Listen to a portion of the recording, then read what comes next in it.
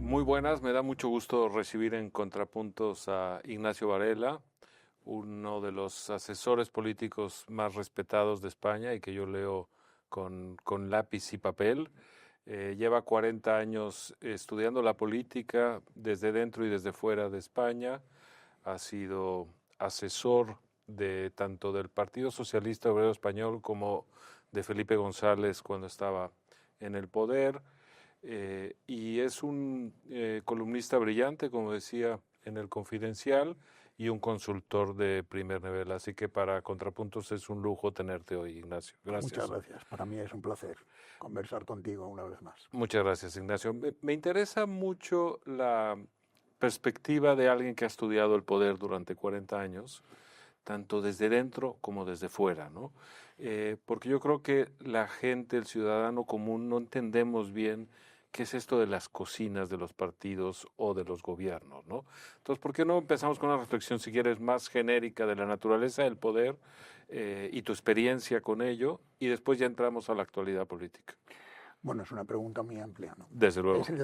En realidad es la vivencia, más que la naturaleza del poder, es las distintas formas de vivir el poder. A mí el haber conocido el poder desde dentro, el poder político, me ha hecho reflexionar mucho sobre un problema histórico de la democracia en general y de la democracia española, que es los procedimientos de toma de decisión.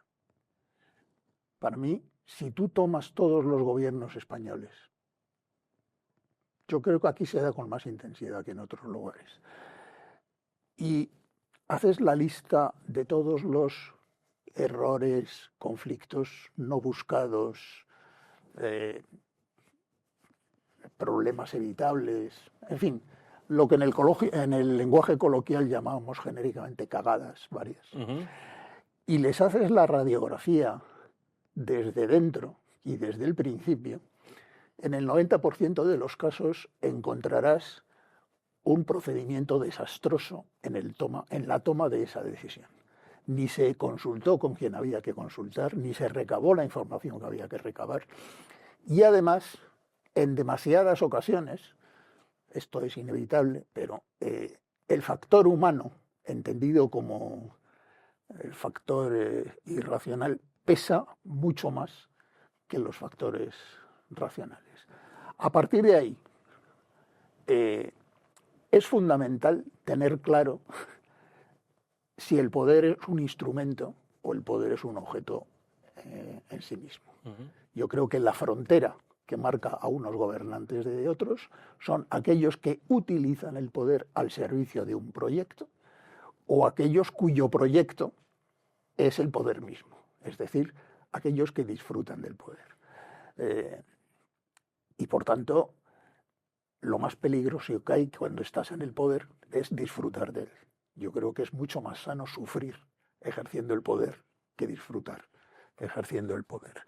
Eso es fundamental. Y luego, por último, claro, es la carga de responsabilidad de saber que estás tomando decisiones, estás haciendo cosas que potencialmente pueden cambiar la vida de millones de personas. Claro, ese es el verdadero abismo de estar en el poder, ¿no? En esta dicotomía que haces, que me gusta mucho, de utilizar el poder para llevar a cabo un proyecto o servirse del poder por el poder en sí mismo, ¿cómo era Felipe González?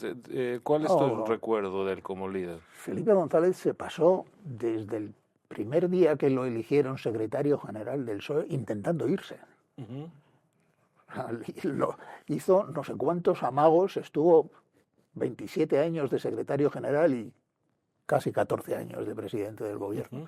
Y ya sabíamos que cada cierto tiempo iba a hacer un intento de irse. Yo creo que en el fondo lo que pasa es que, como es un animal competitivo innato, y además sí tiene muy claro, Felipe González lo que es fundamentalmente un estratega.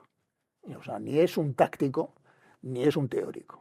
Él, ante cualquier problema, lo reflexiona inmediatamente de manera estratégica, incluso hoy que está fuera de él y tal. Y tiene muy claro que el poder es un instrumento. Es un instrumento al servicio de unos objetivos, de un proyecto, en fin, como quiera llamarse. Y que para hacer los cambios en la sociedad que tú deseas hacer o consideras tal, o tienes que hacer porque te has comprometido a ello, el instrumento es el poder y no hay otro. Claro.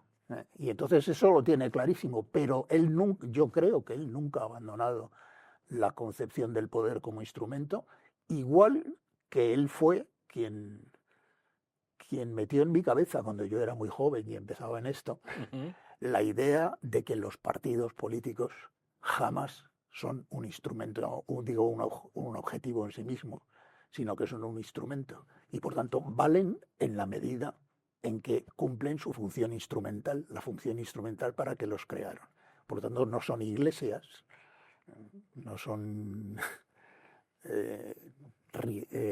centros de adhesión inquebrantable, no son ni siquiera como un equipo de fútbol, que una vez que lo eliges ya es para toda la vida. Claro. No, mire usted. En ese sentido, va sembrando ya inevitablemente las semillas de la actualidad, porque se entiende que ese dibujo que haces de Felipe González y del PSOE de su época es muy distinto del de Zapatero y del de Pedro Sánchez. ¿Por qué no nos dices cómo lees a Zapatero hoy? Entiendo que con Felipe González era una relación de proximidad y de trabajo compartido, con Zapatero ya no, ¿no? Sí, bueno, pero yo con Felipe González, bueno, tuve una relación muy larga, pero siempre bastante profesional. No podría decir que soy su amigo personal. Yo nunca he hecho nada con Felipe González distinto de trabajar. Claro. Aparte de conversar durante muchos años. Conversar significa escucharlo. Claro. Fundamentalmente. Pero bueno,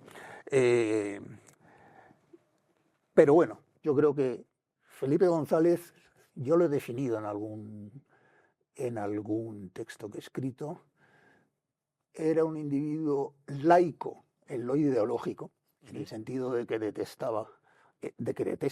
hablemos en presente, de que detesta toda concepción teológica o eclesiástica de la política y de... Contra el fanatismo en ese sentido. No, sobre todo eso, la cosa eclesiástica, claro. ¿no? La cosa del...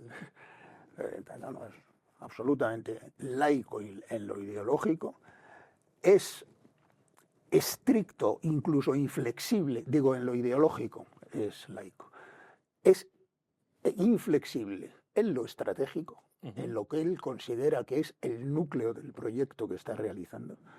Y de hecho, la mayor parte de los conflictos que le han conducido incluso a romper relaciones vitales de muchos años o a poner en juego su propia posición de poder ha sido por defender una posición estratégica y extremadamente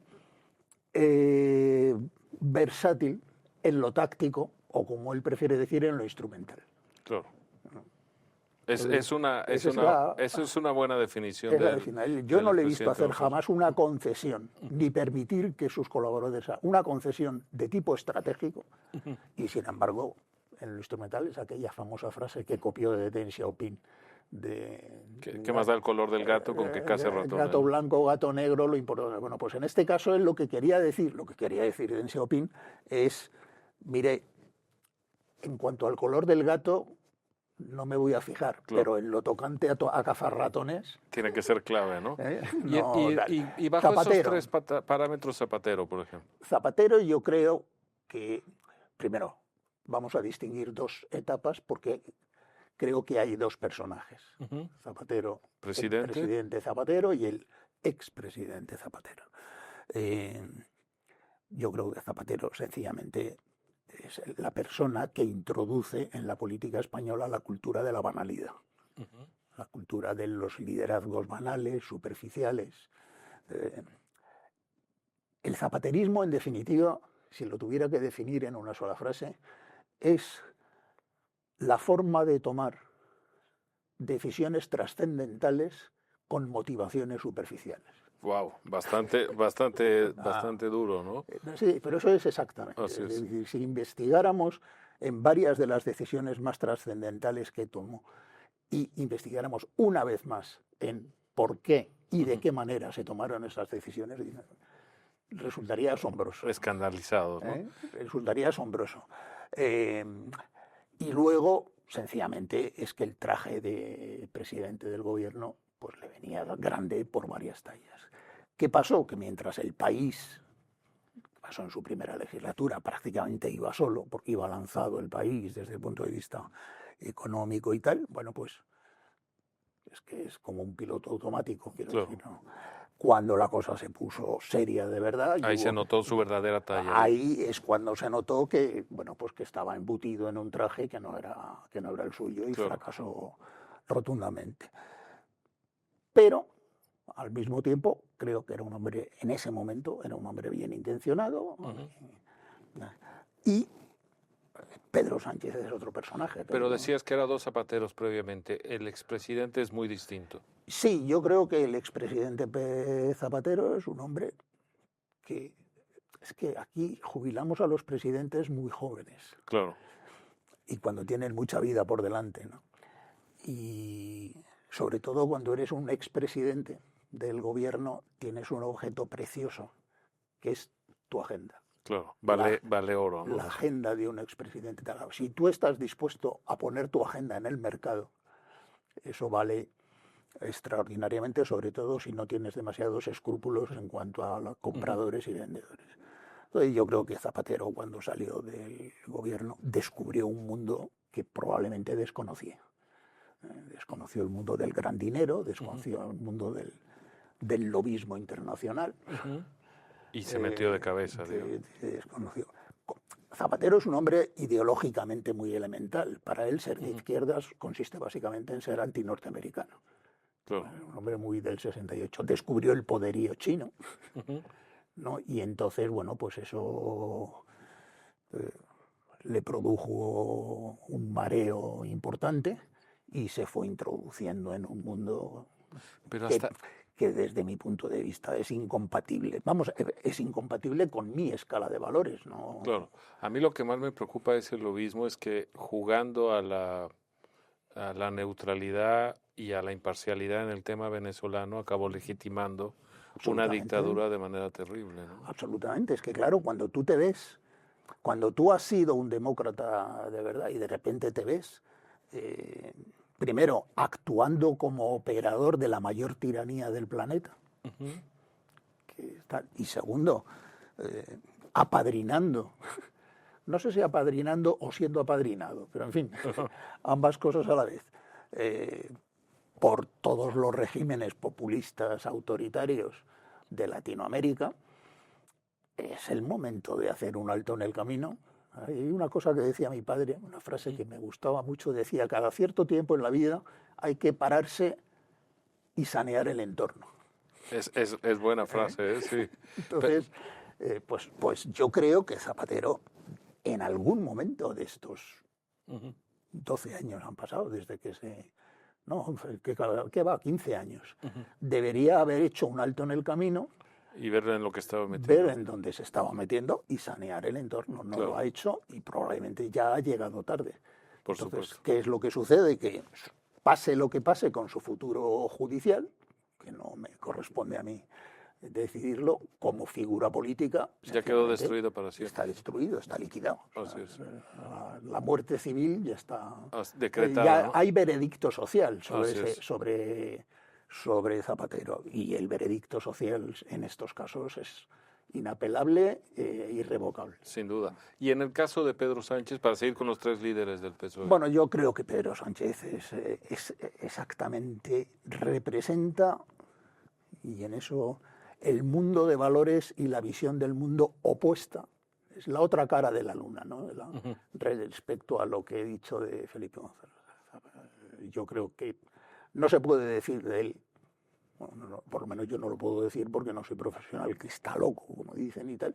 Sí me parece que tiene un trastorno claro de personalidad narcisista, que eso explica y domina toda su trayectoria, y sí que tiene tanto una interpretación como sobre todo una vivencia del poder profundamente desviada. Claro.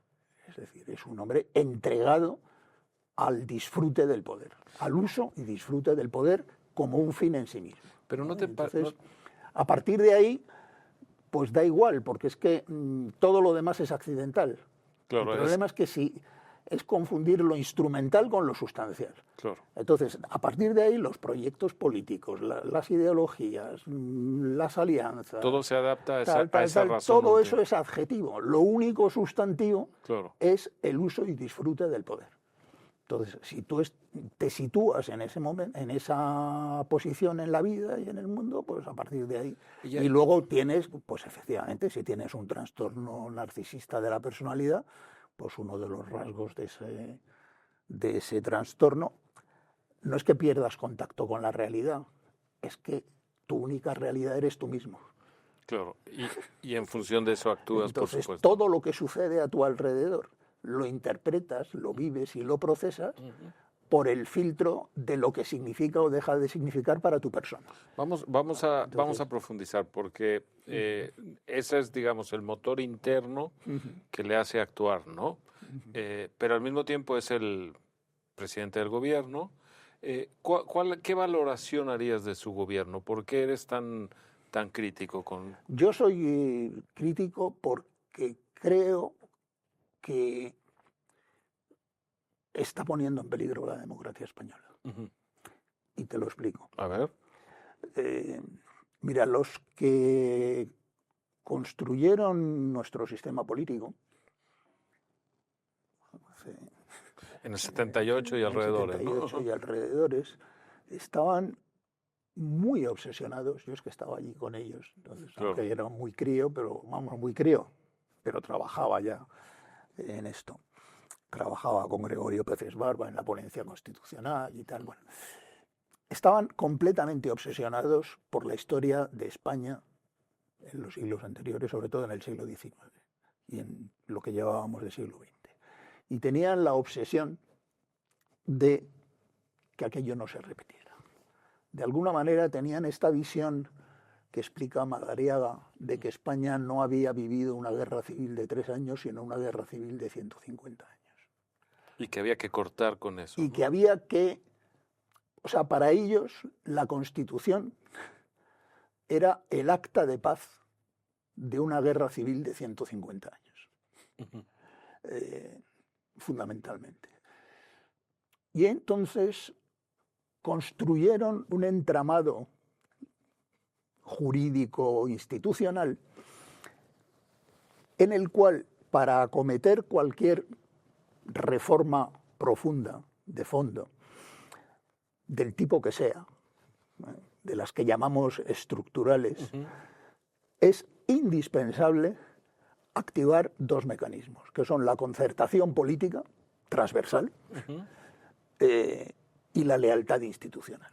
Claro. Los 2 tercios y la lealtad. Sí. No, pero para todo. Para todo. Es decir, desde la ley electoral hasta... Yo te podría citar, así de memoria, 10 grandes reformas que la sociedad española tiene pendiente desde hace más de una década, empezando por la propia reforma de la Constitución, siguiendo por un pacto educativo que al fin de estabilidad nuestro sistema educativo, por la reforma del sistema energético, por la propia reforma de la administración pública, es decir, todo lo que es estructural, bueno, pues lo montaron de tal manera que dicen, mire usted, o usted activa mecanismos de concertación política transversal y garantiza la lealtad hacia las instituciones y entre las instituciones, o esto se paraliza, esto no sale.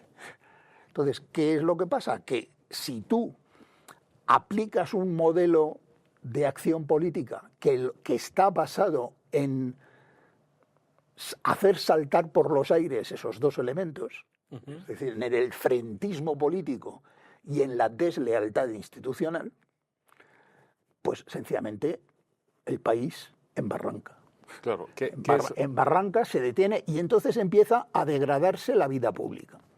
Entonces empieza un proceso de degradación de la vida pública que es en el que estamos en los últimos 8 años. Yo creo que en los últimos 8 años han sido años de decadencia para España, ¿no? Y todo deriva de ese modelo político. En definitiva, ¿en qué ha devenido lo que llamamos sanchismo? Que es bastante más, que trasciende la persona de Pedro Sánchez. Luego, si quieres... Podemos entrar ahí porque me interesa, sí. Sí. Para mí el sanchismo ha devenido finalmente en la operación de, y además tú lo vas a entender muy bien por venir de donde vienes, en la operación de asaltar el Estado desde un partido político utilizando el gobierno como instrumento. La historia de el fin de muchas democracias en América Latina, empezando por la mexicana, ¿no? Acabo de describir el peronismo. Así es. El kirchnerismo. El kirchnerismo, el priismo. El ascenso de Chávez y luego Maduro. Exactamente. Cuando desde un partido político, en este caso desde una coalición o una confederación de partidos, se trata de asaltar todas las estructuras del Estado, y el instrumento que se utiliza para asaltar todas las instituciones del Estado es el poder del gobierno. Claro, que es mucho más grande del que se imagina la gente. Claro. ¿No? Si a eso le añades la introducción del principio plebiscitario sobre el principio representativo, el principio plebiscitario es el que más democracias ha destruido en la historia de la... Claro. Yo no conozco ninguna experiencia plebiscitaria que no haya concluido en dictadura o en catástrofe, ¿no? Empezando por la ateniense, además, ¿no? Por supuesto. Entonces, eso produce una corrosión del sistema democrático en el cual, bueno, pues empiezan a realizarse un conjunto de prácticas y a saltarse, empiezan a corroerse lo que Felipe González llama muchas veces los fundamentos del sistema, es decir, aquella parte del edificio que está sosteniendo el edificio pero que no está a la vista. Claro. Y entonces, claro, hay un día en que el edificio se viene abajo y dices, ¿qué ha pasado? Pues mire usted, que es que... Las termitas estaban actuando en la madera y no nos dimos cuenta. Exactamente. ¿No? Y esta es la obra de Pedro Sánchez en estos 8 años. Es devastador lo que dices, pero hay, en cierto sentido, yo creo que esto inicia con Zapatero, con la idea de un frente, de polarizar a la sociedad entre dos, romper los consensos de la transición, pero siento que Zapatero no lo llevó a la guerra sucia, no lo llevó a las cloacas. Y creo que ese es el verdadero salto al abismo de Pedro Sánchez. ¿O cuál es tu lectura ahí? No, porque para Zapatero aquello era...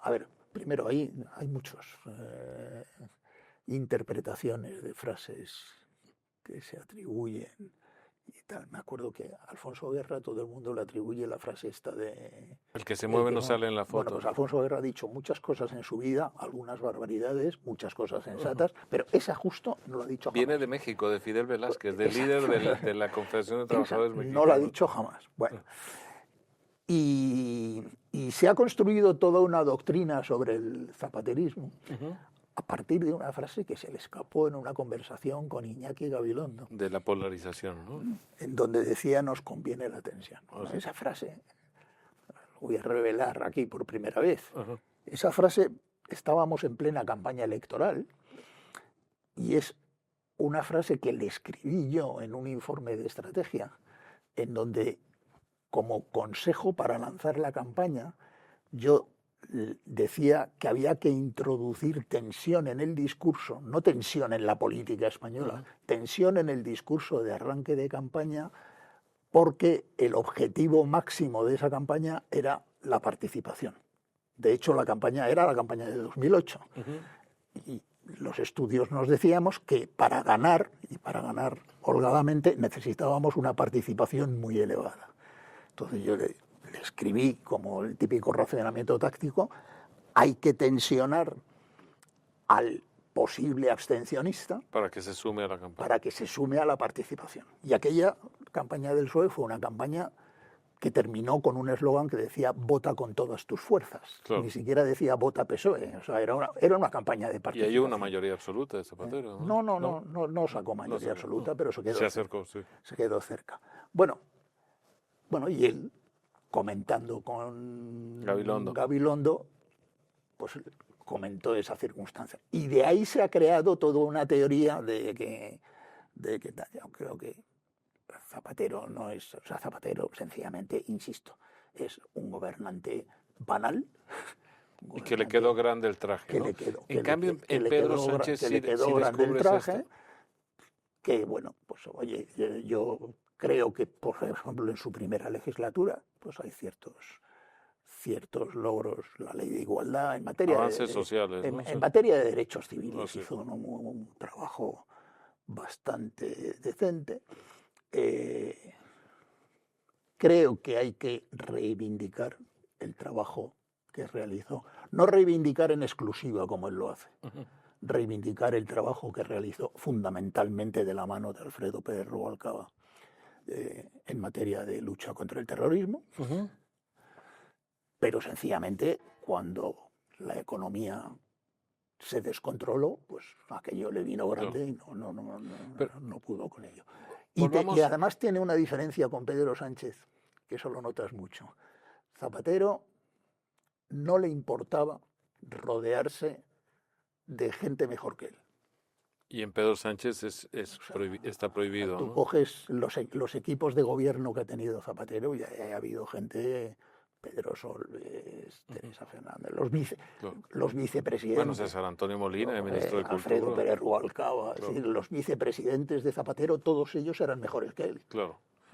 Y en Pedro Sánchez, desde luego. Pedro Sánchez, si mide políticamente 1,50, cualquiera que mida 1,52 está en peligro. Claro. Claro. O sea, vayamos digamos, de la acción del gobierno. Tú has dicho que lo más grave es la ley de amnistía. En esta legislatura, sí. Que queda enmascarada por la ola de corrupción, ¿no? ¿Por qué piensas que es tan grave? A ver, yo creo que lo que hay en la...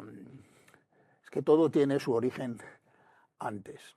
El problema de Pedro Sánchez es que como su objetivo es la conquista y permanencia duradera en el poder, él en un momento compró una idea que no es suya originalmente, sino que es una idea de Pablo Iglesias, que decía, si usted consigue compactar duraderamente una alianza estable de toda la izquierda, más todos los nacionalismos, nadie te mueve del poder. Usted se queda 2 décadas en el poder. Claro. Y con la sociología electoral española en la mano, en aquel momento eso no era una tontería. Era cierto. Eso tenía un fundamento. Lo que pasa es que la sociedad ha cambiado. Claro. Entonces, ¿para qué va usted a hacer un pacto con Ciudadanos que además le va a traicionar a los 2 años y que no le... No. Si a ti, o sea, Pablo Iglesias lo caló enseguida. Claro. Dijo, a este lo que le interesa es quedarse 20 años en el poder. Bueno, pues yo le voy a explicar la fórmula. Claro. Y se la explico. Consecuencia, Zapatero llega al poder cabalgando sobre una confederación de fuerzas políticas que como mínimo son extraconstitucionales. Claro, decías Pedro Sánchez, ¿no? Pedro Sánchez. Eso. Que como mínimo son extraconstitucionales cuando no manifiestamente anticonstitucionales. Claro. Y eso... Y te piden en consecuencia de eso, no solo te piden, sino que te contagian. Vamos a ver, en estos años se ha contagiado más el PSOE de podemismo o Podemos de socialdemocracia. El PSOE de podemismo. ¿Verdad que sí? Así es. De hecho, yo diría que ya es un partido populista hoy, ¿no? Claro, es claramente un partido populista. Y empieza a ser, yo creo que el punto... En fin, definitivo de esa transición es las elecciones del 23, empieza a ser, además de populista, empieza a ser destituyente. Claro. Empieza a ser destituyente porque ya la Constitución es un obstáculo. Entonces, en el momento en que la Constitución es un obstáculo y en el momento en que tienes una relación conflictiva de saque con el principio de legalidad, vuelven a salir mis raíces. Claro, de derecho, ¿no? Claro, con el principio de legalidad. En el momento en que compras la teoría de el uso alternativo del derecho, que como sabes está detrás de todos los totalitarismos sin ningún género de duda, del ¿no? siglo XX, pues a partir de ese momento tu relación con la legalidad constitucional empieza a ser peor que dudosa, ¿no? Claro, eso es Carl Smith en el nazismo, Exactamente, o exactamente. Gentile en el fascismo de Mussolini, Exactamente. etc. Entonces, para mí,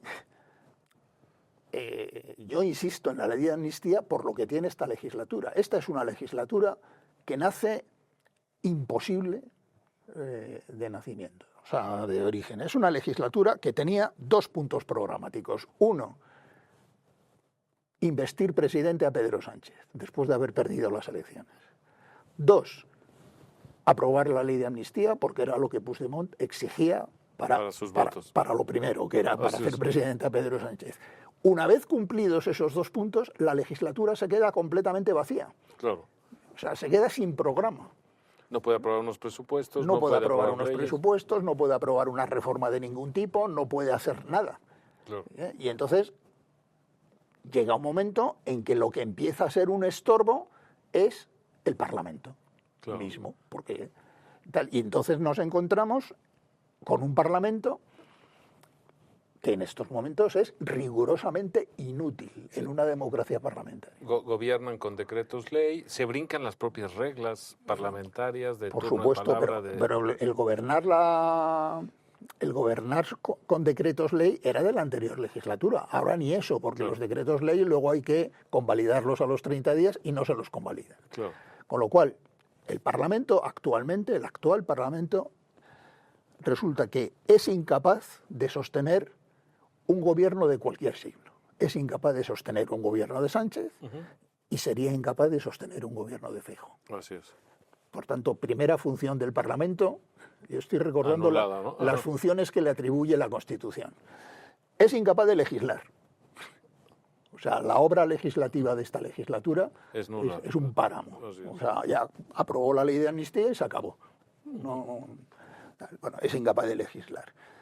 Es incapaz de controlar efectivamente al gobierno, entre las cosas porque el gobierno no tiene nada, no hay acción de gobierno y además no se deja controlar de ninguna manera. Bueno, entonces el problema que tenemos hoy no es que haya que sustituir al gobierno, es que hay que sustituir al Parlamento, señores. Y eso se hace con elecciones. Y esto solo se hace de una manera, que es votando. Es que están los partidos políticos empeñados en buscar soluciones que provengan del ámbito de la superestructura política, no, una moción de censura, una cuestión de confianza, pero no, sino, el problema no es eso. La soberanía es de la ciudadanía, démosles la voz. El problema no es eso, el problema es que esto es una democracia parlamentaria y que el corazón del sistema es el Parlamento. Pero luego, si falla el corazón del sistema, pues un trasplante de corazón. O sea, cambia usted de Parlamento y eso se hace votando. Es potestad legal del presidente convocarlo y no lo va a hacer porque no le conviene. Muy bien. Yo tengo 3 preguntas encadenadas. Sí. Una, ¿por qué la sociología del votante del PSOE es tan fiel a esa sigla y a esas marcas? Y aunque hay una erosión notable, lo vemos en el poder territorial y lo vemos en todas las encuestas, salvo la de Tesanos que se publican, hablemos de encuestas. Pero aún así, digamos, el piso electoral del quiero decir, hablemos de encuestas en el sentido de que, aunque solo sea por el orden de los factores, una encuesta consiste en que tú haces unas preguntas a una serie de gente y luego obtienes unos resultados y los difundes. Así es. Si alteras el orden, es decir, si primero estableces el resultado y luego haces la encuesta, también te puede salir, ¿no? Claro. ¿Qué es lo que hace Tesanos? Claro. O sea, primero le dictan el resultado que tiene que dar y luego aplica a quienes tienen que contestar eso. Pues entonces ya no es una encuesta, ya es otra cosa. Así es. Pero aún así hay un piso alto del PSOE. ¿A qué obedece? A ver, yo creo que hay mucha fantasía sobre eso que ignora los números. Si me dices que el PSOE durante toda la democracia es el único partido que nunca ha bajado del 20%, es cierto. Es cierto. Que nunca ha bajado del 20%. Bueno, yo creo que hay razones históricas, culturales, que se pueden, incluso sociológicas, que se pueden explicar por qué un partido de esa naturaleza.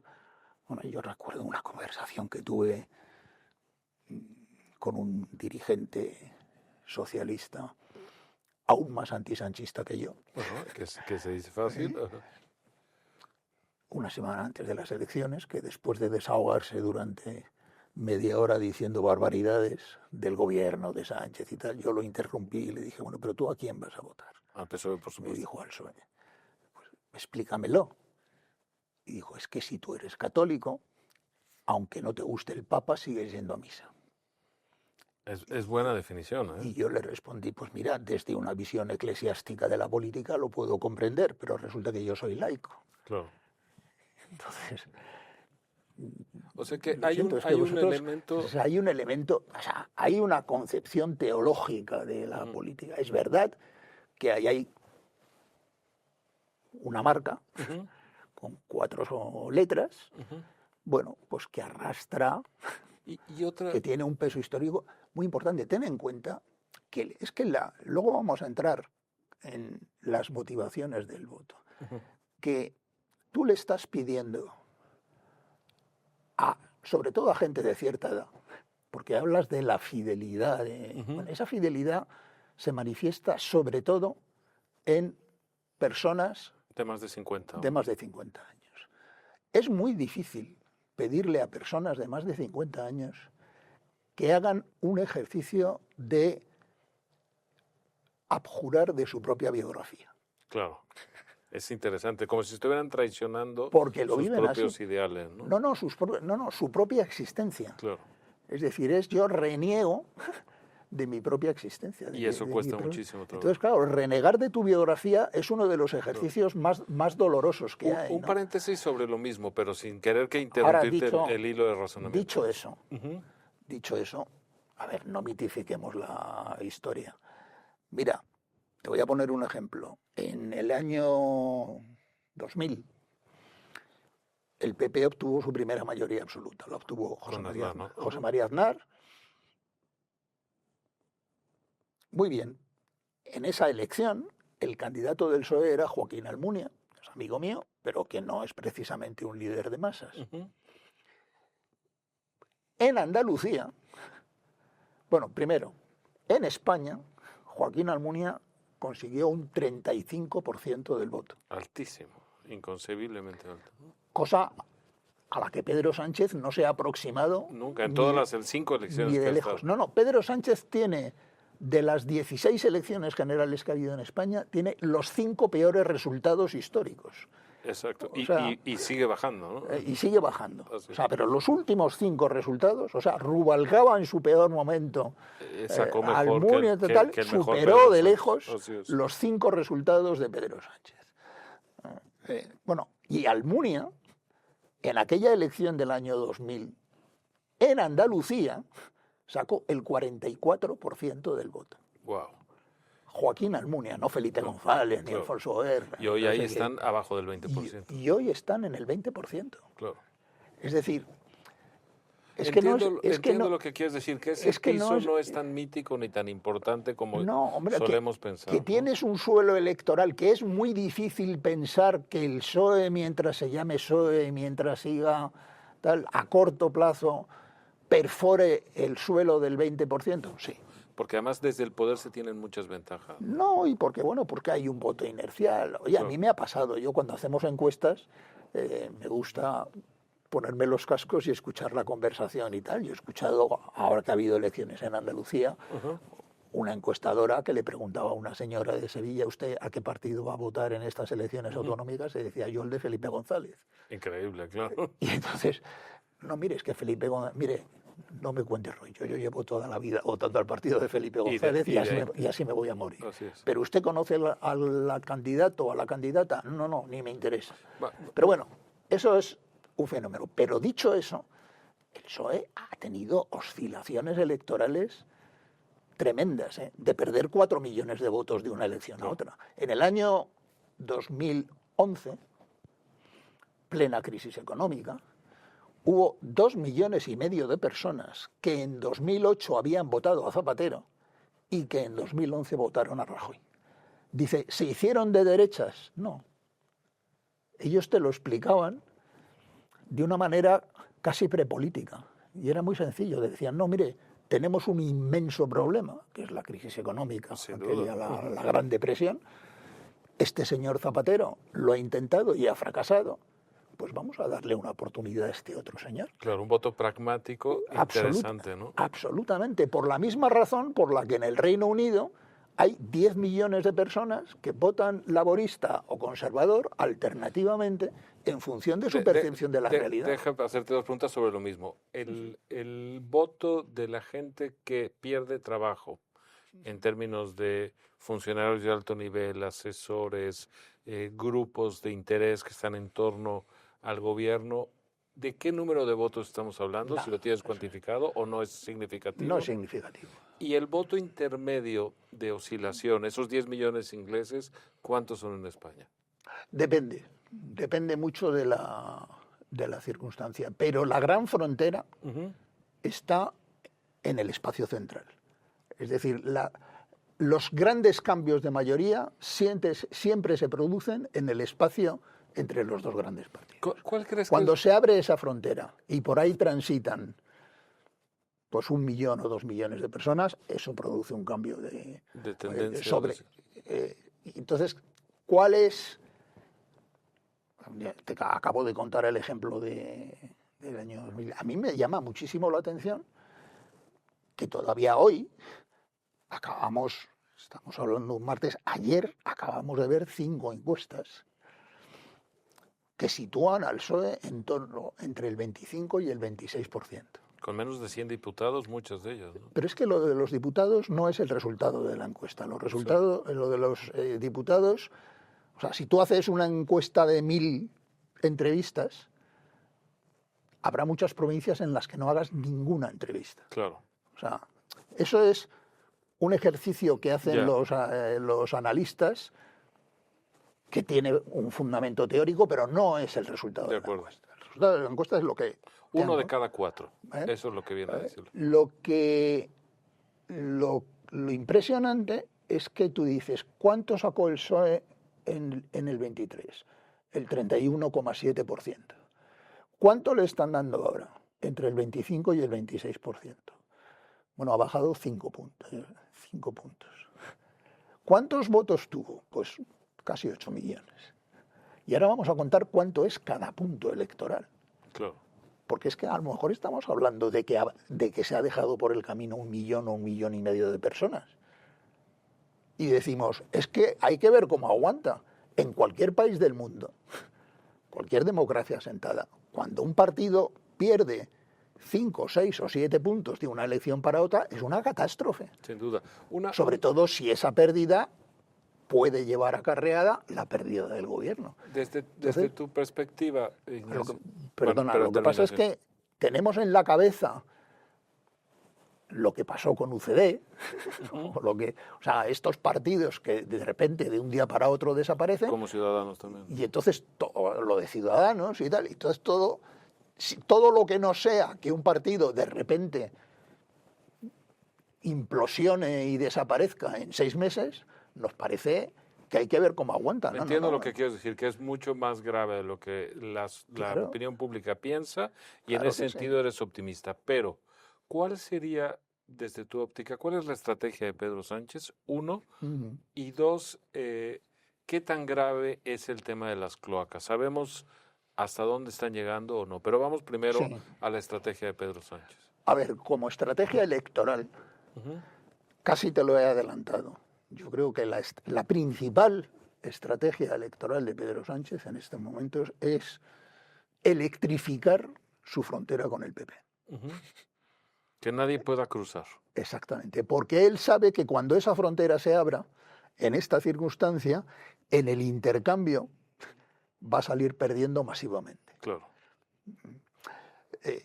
Por lo tanto, se trata de elevar hasta el máximo, hasta el paroxismo si hace falta, el coste emocional de cruzar esa frontera. Claro, estás dando la entrada al fascismo. Disuadir drásticamente el cruce de esa frontera. Claro, blindarla. Esto es el famoso muro. Claro. O sea, de tal manera que, por eso digo que al final eso te lleva a cuestionar la democracia. Porque lo que está haciendo Pedro Sánchez es conseguir que para la mitad de la población española la hipótesis de la alternancia democrática en el poder sea un hecho traumático e insoportable. Wow. Y para la otra mitad, la no alternancia sea igualmente traumático e insoportable. Por tanto, estás haciendo de un mecanismo democrático absolutamente normal, de castigo a un mal gobierno, ¿no? Estás haciendo un fenómeno, algo verdaderamente traumático para la sociedad. Y eso es lo lícito. Para los dos lados de la sociedad. ¿Pero crees que hay además una estrategia ilícita con el voto de Nietos o te parece que eso no tiene mucho? No, a mí yo sobre eso he escrito. A ver, yo creo a Zapata Sánchez muy capaz de montar un pucherazo. Si pudiera. El tema es que no puede, ¿no? El problema es que no puede. Claro. Y lo he explicado in extenso. Lo sé, sí. O sea, yo creo que una de las poquísimas cosas que institucionalmente en las que podemos seguir confiando en este país, básicamente es la limpieza de las elecciones. Bueno, que eso es que ahí se puede abrir un nicho. Es que yo no entiendo muy bien por qué se da por supuesto que todos los que entren a votar por ese mecanismo van a votar al mismo partido. No, eso, y sobre todo los que vienen de países que han sufrido regresión autoritaria, como Venezuela o México, no van a votar por un gobierno que lo simula. La experiencia es que el voto del censo de residentes ausentes, que es donde estaría la gente que se va a añadir por la vía de la ley de nietos y tal, en los últimos años no ha alcanzado nunca el 10% de participación. Claro. Es decir, tiene un 90% de abstención. Y ha alterado mínimamente algunos escaños. Y que, mira, en estos 50 años de democracia ha habido 16 elecciones generales. Es decir, se han elegido 5.700 diputados o escaños. Han cambiado por el voto de los residentes ausentes 10.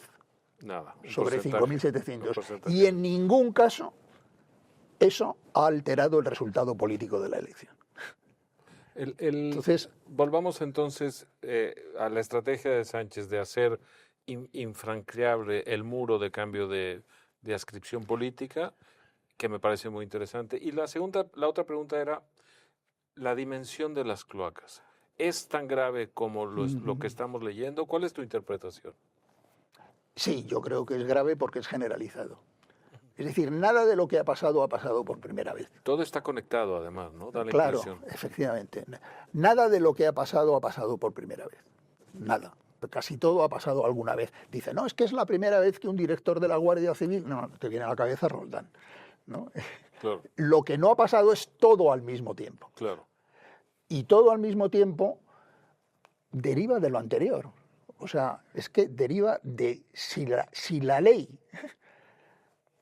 es algo accidental, claro, pues es accidental a todos los efectos. Y se vale... Entonces yo, en todos los casos de corrupción que he conocido en mi vida, el elemento común es el sentimiento de impunidad del que lo comete. Es decir, la idea de tengo paraguas, estoy protegido, no me puede pasar. En el caso de Zapatero es clarísimo. Clarísimo. O sea, el asombro con el que el tipo recibió tal. Bueno, a mí es que me parece que una persona que está metida, se habla del caso de Schroeder o de Tony Blair, que se han dedicado también a los... lo mismo, ¿no? Bueno, primera precaución que tomaron, desaparecer de la política doméstica de sus países. Claro. O sea, hacerse invisibles en sus países. Tú no puedes ser activador electoral y lobista, claro, ¿no? Pero tú no puedes ser al mismo tiempo lobista internacional, agitador político en tu país, claro. agente de una potencia extranjera, Claro. patrocinador de no sé cuántos Iba a saltar por algún regímenes lugar, ¿no? en el mundo. Es que esto es imposible. Y encima permitirte el lujo de tener una joyería en tu despacho. Bueno, mire usted, Algo no estaba bien pensado, ¿no? algo no está. ¿Qué es lo que no está bien pensado? Es esa idea de decir, no, si no me puede pasar nada malo, Claro. si es imposible. ¿Cómo? Eso a mí no me... Yo estoy protegido, ¿no? Vamos es a general. jugar a Tiresias o a Cassandra, pero te dejo terminar. No, pero fíjate, ¿sabes lo que pasa? Que el proceso es muy gracioso. Yo recuerdo que el profesor Tierno, cuando era alcalde de Madrid, decía, gobernar consiste en que cuando abres el grifo por ahí salga agua. Preciosa definición. Y claro, tú empiezas deteriorando el funcionamiento de las instituciones. Y muchos ciudadanos piensan, bueno, esto a mí no me importa ni me afecta. Muy bien. Y a continuación empiezas desnaturalizando los procedimientos legislativos. Esto no tiene nada que ver conmigo, porque yo los procedimientos... Un poco lo de Bertolt Brecht, ¿no? Así es. Y a continuación empiezas con la corrupción. Pero bueno, la corrupción, obviamente, ya sabemos que los políticos son corruptos y tal. Y al final, un día, te levantas y enciendes la luz y no hay luz. O no puedes regresar a casa porque el tren te dejó tirado. O tu familia se mata en un choque de trenes. Así es. O no sé qué. O sea, empieza a fallar todo. Y entonces te cabreas muchísimo. Y este es el momento en que yo creo que es obligación de la gente que nos dedicamos a esto, decir, no, mire usted, es que esto, lo de que por el grifo no salga agua, es la consecuencia de todo. Es el hijo de todo esto, ¿no? Claro, es la consecuencia de todo lo anterior. Tengo ¿no? un timbre optimista para terminar aquí, si quieres, esta conversación, pero para que refutes, si te parece. Y es que, al mismo tiempo, la destrucción de la democracia mexicana, por ejemplo, que es obvio que ya sucedió. Sí. O sea, me ha faltado decirte una cosa electoral que es muy importante. En España hemos entrado en una política de bloque frente a bloque. Sumando el bloque de la derecha y el bloque de la izquierda, han estado entre el año 15 y el año 23 sistemáticamente empatados. Entre el año 23 y el año 26 se ha abierto un foso a favor del bloque de la derecha de más de 15 puntos. Más de 15 puntos son aproximadamente 3 millones de votos. Claro. Es decir, estos son lo que yo llamo movimientos geológicos de voto. Así es.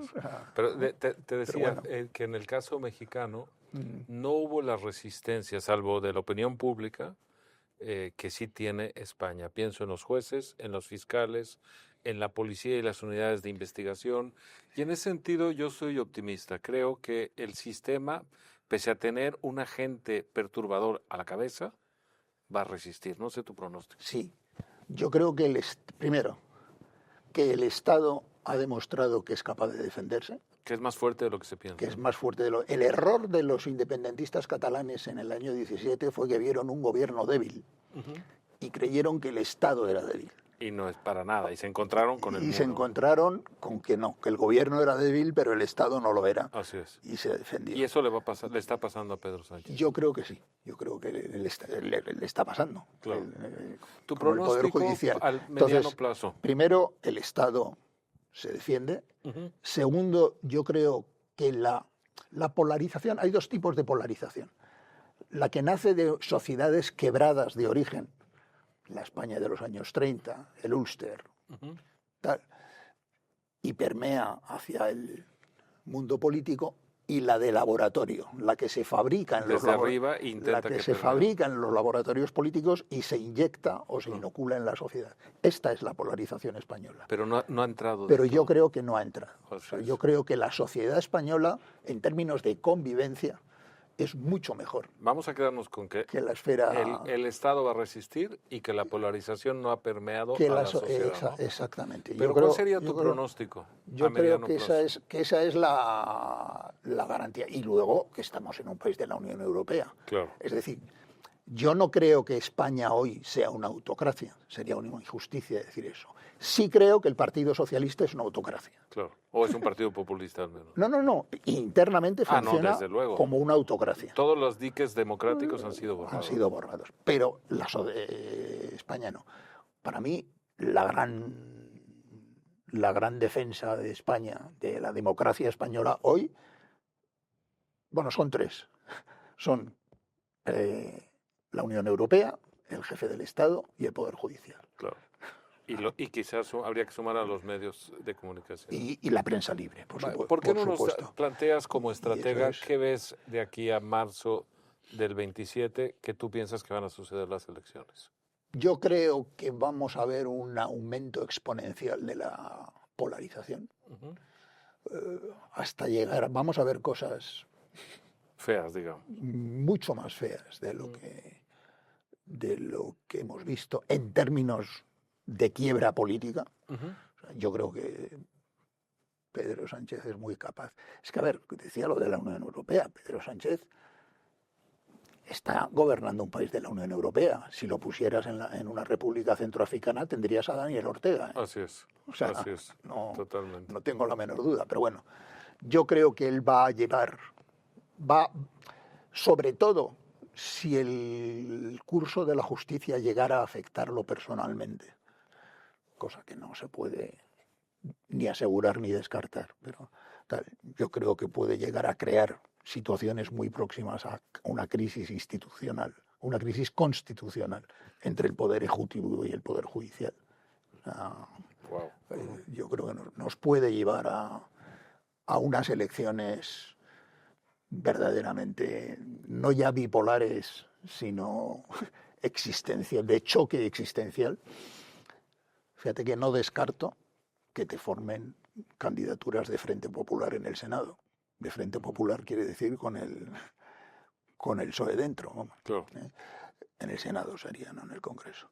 Por lo tanto, creo que estos meses van a ser muy violentos políticamente, violentos en este sentido. En este sentido, no de violencia física, que las elecciones se van a celebrar en un clima de crispación tal, que probablemente van a ser en el mes de... Bueno, veremos cómo evoluciona el frente judicial, pero que el gobierno va a sufrir mucho en el frente judicial, que llegaremos a las elecciones, que el resultado político de las elecciones más previsible será un gobierno del PP con varios ministros de Vox, un gobierno de coalición, porque en este momento es aritméticamente imposible que Pedro Sánchez consiga 176 votos para una investidura, pero es aritméticamente imposible que Feijóo consiga los escaños suficientes para gobernar en solitario. Por tanto, lo que hemos visto en cuatro comunidades autónomas, que lo veríamos igual en otras 9 que se celebraran, salvo aquellas en donde hay mucho voto nacionalista, pues esta es la realidad electoral en este momento. Y de ahí lo que sale es lo que ha salido en estas 4, que es gobiernos del PP con ministros de Vox. Y desgraciadamente eso nos va a conducir a una situación de polarización invertida. Claro. Porque es más que probable, creo yo. Ten en cuenta que Pedro Sánchez tiene garantizada la Secretaría General del PSOE hasta finales del año 28. Y va a intentar mantener esa línea de poder. Que intente rehacer la coalición Frankenstein como coalición de oposición. De oposición de tierra quemada, por supuesto. Con la esperanza de que el año 30 o 31 no sea el punto hasta donde quiere llegar, sino el día del retorno. Interesante, preocupante y muy lúcido, como no puede ser de otra manera viniendo de ti. Ha sido para mí muy esclarecedor, Ignacio. Ahora, al final, todo está, tengámoslo claro, en manos de los ciudadanos. Eso desde luego. No está en manos de los políticos. No esperemos ya nada de los políticos, por favor. Ni del Parlamento, ni de los partidos, ni de las mociones de censura, ni de las... Mire usted. A la hora de votar, sea inteligente, ¿no? En estas conversaciones las suelo terminar con una pregunta por fuera del ciclo de la charla normal, y es pedirle a los invitados que me ayuden a construir una biblioteca colectiva. Y para ello les pido que recomienden un libro que la audiencia de hoy no pueda pasar por la vida sin haber leído. Entonces, ¿cuál sería tu contribución, Ignacio? Pues mira, yo voy a decir un libro que no es que sea el mejor que he leído, pero sí es el que más me ha impresionado por el momento de mi vida en que lo leí, que es la autobiografía de Arthur Koestler. ¿De? Arthur Koestler. Ah, perfecto. Es maravilloso, sí. Que es un libro que por el momento en que lo viví, y sobre todo hay una parte, uno de los volúmenes de ese libro, en donde habla de los sistemas intelectuales cerrados, habla del marxismo, del psicoanálisis, del cristianismo también, y dice una frase de una brillantez, dice, los sistemas intelectuales cerrados creen todo lo que pueden probar y pueden probar todo lo que creen. Extraordinario.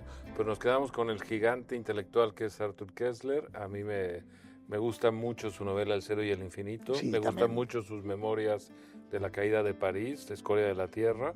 Y vamos a entrarle a estos 3 volúmenes de su autobiografía. Muchas gracias, Ignacio. Muchas gracias a ti.